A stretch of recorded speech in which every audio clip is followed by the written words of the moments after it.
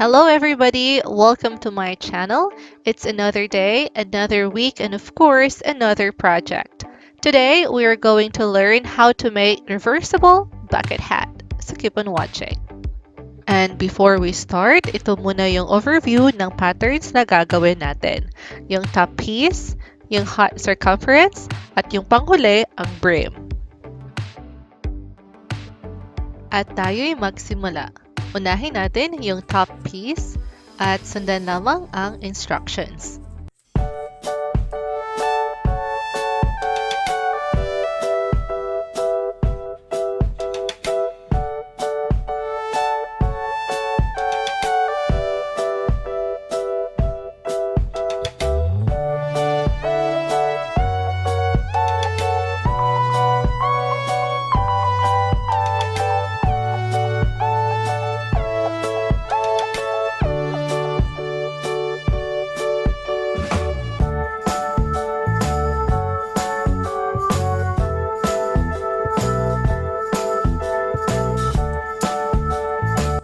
At ito na yung top piece pattern natin at isunod naman natin yung hot circumference na pattern at sundan lamang ang instructions.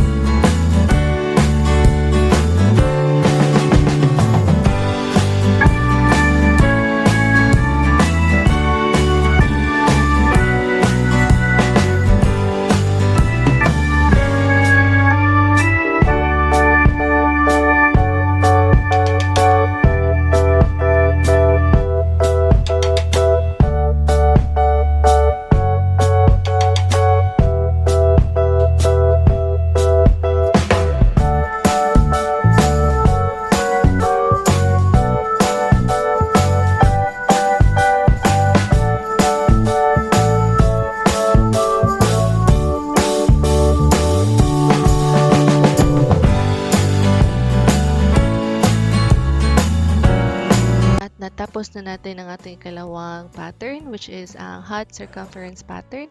At lastly, ang ating gagawin ay yung brim na pattern. Sa uulitin, sundan lamang ang instructions.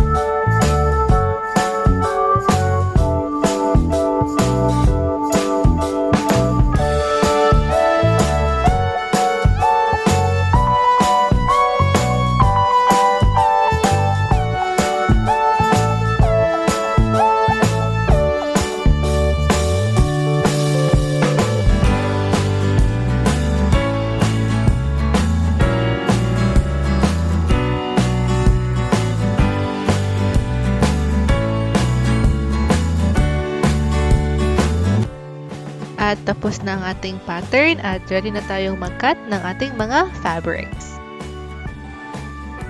At gagamit din po tayo ng fusible interfacing. Ano po ba ito? Ito ay isang materyales na gagamitin natin na i-attach sa wrong side ng fabric to add stiffness sa garments natin using heat or ang ating flat iron. At dahil reversible ang ginagawa natin ay magagamit tayo ng 2 different colors of fabrics, which is ang gamit ko ay yung khaki at black color. 2 pieces each color for our hat circumference, and para naman sa ating top piece ay isang color each.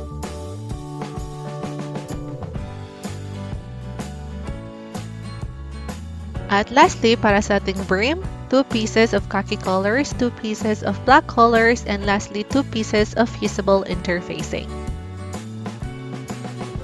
At una natin gagawin ay i-attach muna natin yung fusible interfacing sa ating fabrics.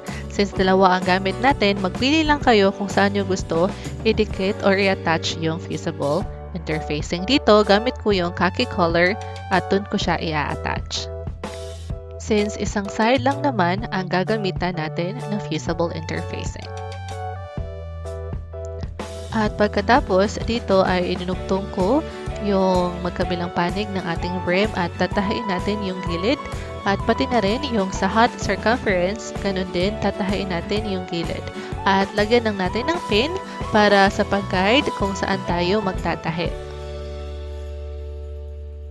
At ayan, tapos ko na siyang tahiin. At pwede na natin siyang i-attach sa ating top piece.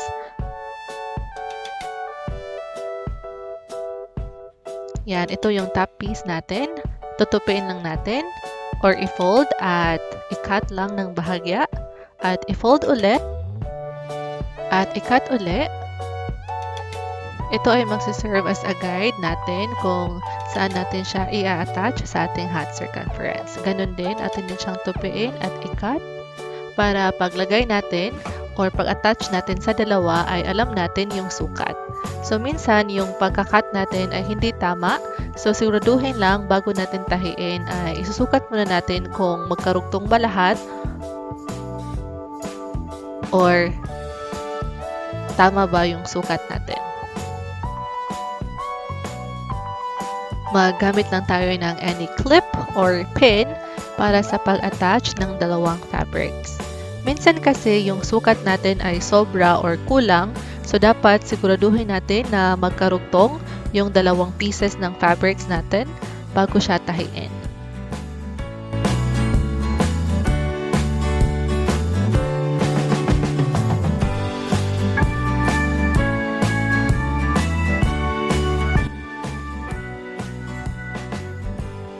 Ayan, dahil sigurado na tayo sa ating sukat at saktong-sakto siya ay pwede na natin siyang tahiin.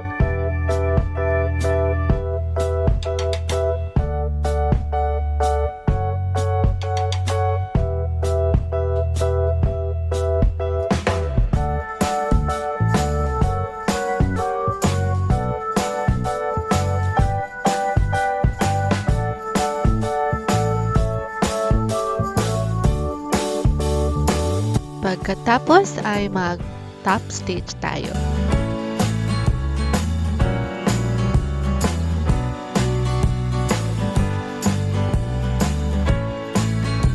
A minute of encouragement.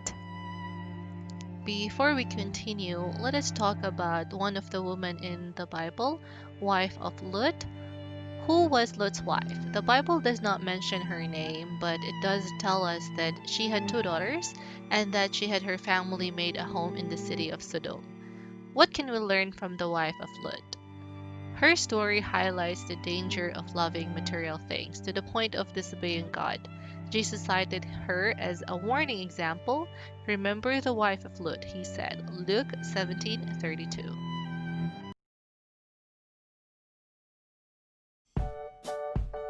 Ayan, tapos na natin i-attach ang ating top piece at ang ating hat circumference.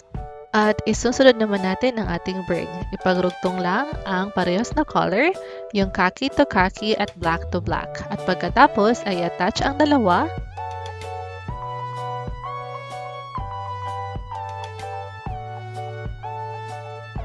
At ganun din, siguraduhin magkarugtong at gamit ang ating pin or clip para talaga masigurado yung sukat ng dalawa. At pagkatapos, unahin natin Yung sa baba, atin siyang i-clip lahat bago tahiin.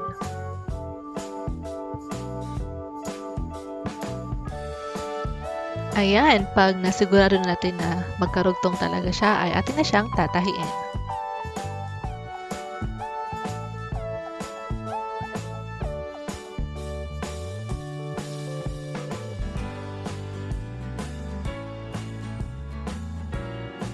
At pagkatapos nating tahiin, ay atin munang ikakat ang lahat ng sides ng bahagya bago natin i-flip yung right side ng fabric palabas.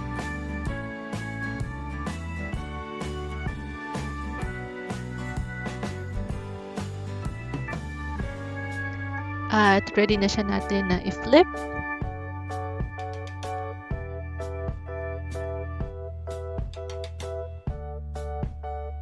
At pagkatapos ay ating tatahiin ng about 1/8 inch.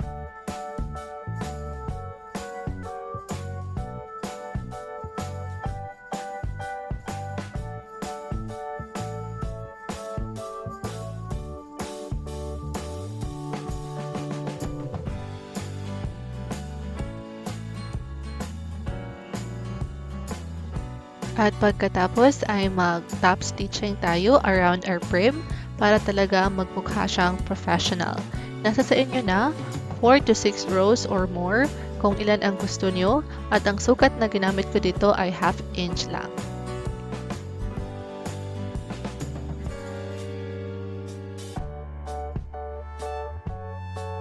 Ayan, tapos na at ready na natin siyang i-attach sa ginawa natin kanina na top piece at hot circumference. So bago yan, i-fold muna natin at maglagay ng palatandaan o maggupit lamang ng bahagya. At dun din sa ating top piece ay atin din siyang i-fold at maglagay din ng palatandaan bago natin tahiin.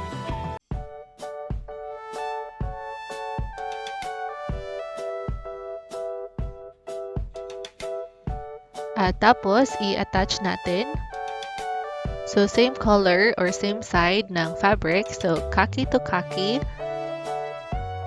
yung pag-attach natin. So, gamitin lang natin ang ating clip or pin sa pag-attach. So, ganun din, ginagawa natin ito para masigurado na yung ating sukat ay saktong-sakto bago natin tahiin. Ayan, dahil tamang-tama yung ating sukat, ay pwede na natin siyang tahiin. At tapos na tayo magtahi. At natapos natin yung sa khaki na side at isunod naman natin yung sa black side. So, ganun din, i-attach natin yung top piece at hot circumference. At tahiin lang. Ayan, natapos na tayong magtahi at i-attach lang natin ito sa ating kabilang fabrics or yung una na nating natapos.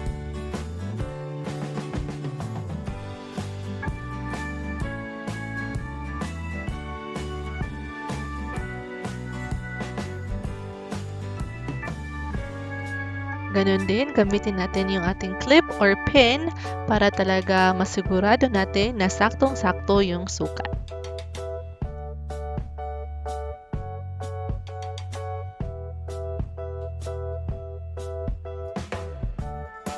Ayan, at pwede na natin siyang tahiin. So, tip lang, huwag tatahiin lahat. Mag-leave lang ng 2 inches na opening. At bago yan, ay atin din munang ikakat lahat ng sides bago i-flip right side out ng ating fabrics. Ayan, so dyan yung opening. At pwede na nating hilahin ang ating fabrics ng dahan-dahan palabas. Ginagawa natin itong technique na to para talaga malinis yung ating sombrero or ang ating buckle hat. At pagkatapos nating ma-flip lahat, ay tatahiin naman natin yung ating opening. So, magkuha lang ng sinulid gamit ng ating mga kamay. At may technique din ito para talaga hindi makita yung mga tahi, ay magtatahi lamang tayo sa loob So doon natin idadaan yung ating sinulid. Just be careful though.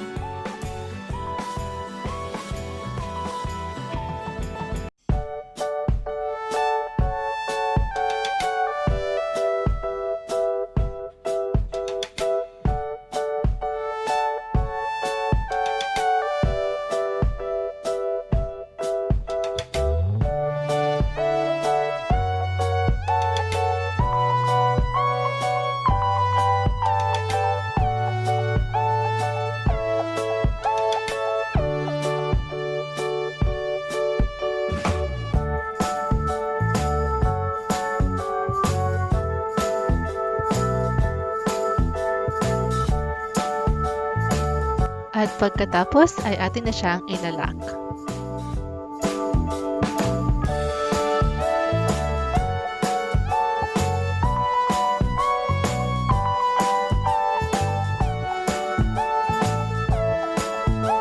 Ayan, tapos na at ready na siya nating isukat or isuot.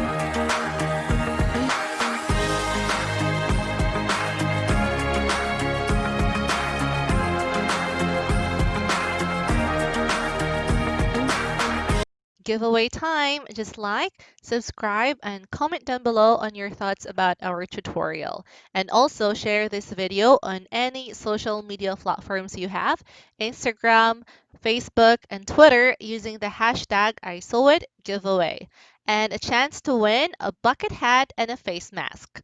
Good luck! Thank you for watching, and may God bless us all.